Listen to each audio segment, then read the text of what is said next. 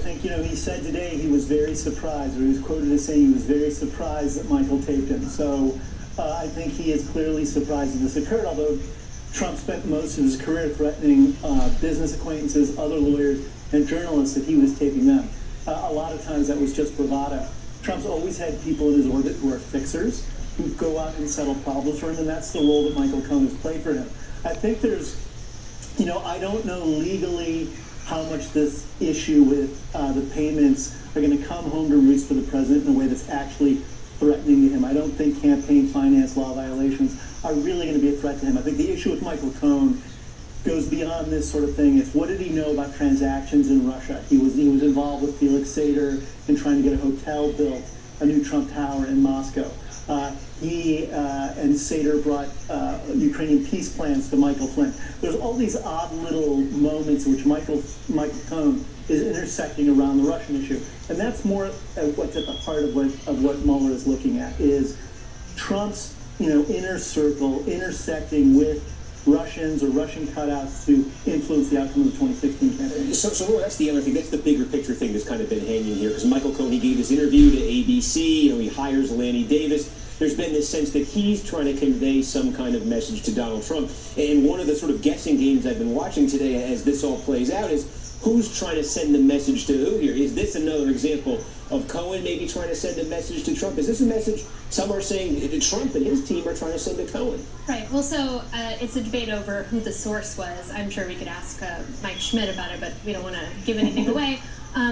If the source is Michael Cohen and his lawyers, it says one thing. If it's Rudy Giuliani or the president's attorneys, it says another. If it's Michael Cohen leaking it, then I definitely think you could see it as a warning shot or a cry for help or a signal that he's intending to cooperate. And some people have suggested that if it's the president's attorneys or Rudy Giuliani, then they do see it as potentially good news for the president, or they're trying to get out ahead of a bad news story. At this point, there are a lot of lawyers who have their hands on the material that was seized in the FBI raid on Cohen's office and his hotel room.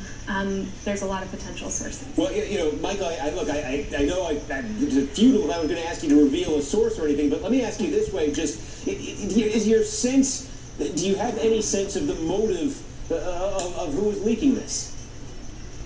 No, and I think sometimes that stuff is taken a little looked at too black and whitely in the media, as if things are sort of doled out and handed out. Look, this is an important part of the current Trump story. Trump faces sort of a two-front war legally here. In New York, there's an investigation that's focused on Cohen, but Trump's lawyers don't really know the full extent of what the authorities are looking at. They're still fighting over what the U.S. Attorney's Office in Manhattan can have and can look at, and whether anything is protected that Michael Cohen has. Obviously, Michael Cohen has not formally agreed to cooperate with the government, and the lawyers still don't know the full extent of whether the president has any exposure there. On the other side, they still have the Mueller investigation in Washington, where the president's lawyers think they understand the depth and breadth of that investigation, but they have a very important decision to make that they have continued to pull off, which is whether to allow the president to sit for him. One of the issues that they do not want him to be questioned about in that interview is Michael Cohen. So that is certainly on the table. There's also that issue here again of the National Enquirer, AMI, David Pecker, the chairman of AMI, which owns the National Enquirer. He has been friends with Donald Trump for decades, and according to the New York Times, since the early stages of his campaign in 2015, Mr. Trump, his lawyer Michael Cohen, and Mr. Pecker have strategized about protecting him and lashing out at his political enemies. In a 2017 New Yorker profile, Mr. Pecker denied ever killing stories on behalf of Trump. He did, however, tell the magazine that he considered an attack on Trump to be an attack on AMI. And in June, it was reported that AMI had been subpoenaed by federal prosecutors for records related to the McDougal payment. This is a story unto itself. Tim, the National Enquirer, I don't think they typically endorse presidential candidates. They endorsed Donald Trump in 2016. There's a closeness here that extends back to well before Donald Trump was a political character. And speaks to, I think, Trump's history of coddling or cozying up to gossip writers and then the sort of tabloid press. He did it forever in New York with the tabloids. He always maintained close relationships with the people who wrote those columns, and he would dole out little bits of gossip about the business world, the political world, or society in exchange for favorable coverage. and his relationship with the National Enquirer is sort of a grand mal version of that relationship. He connected Pecker to things that Pecker was interested in.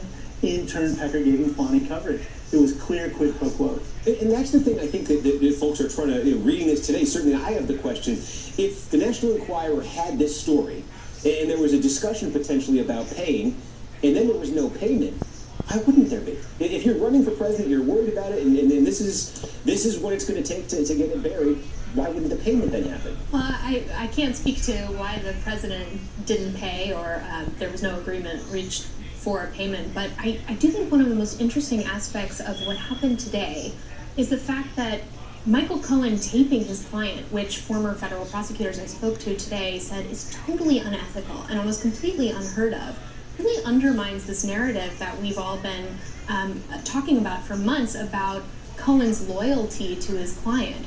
Somebody who tapes their client and potentially exposes them to this, do they really have that client's interests at heart? Is he really upholding his responsibility to his client?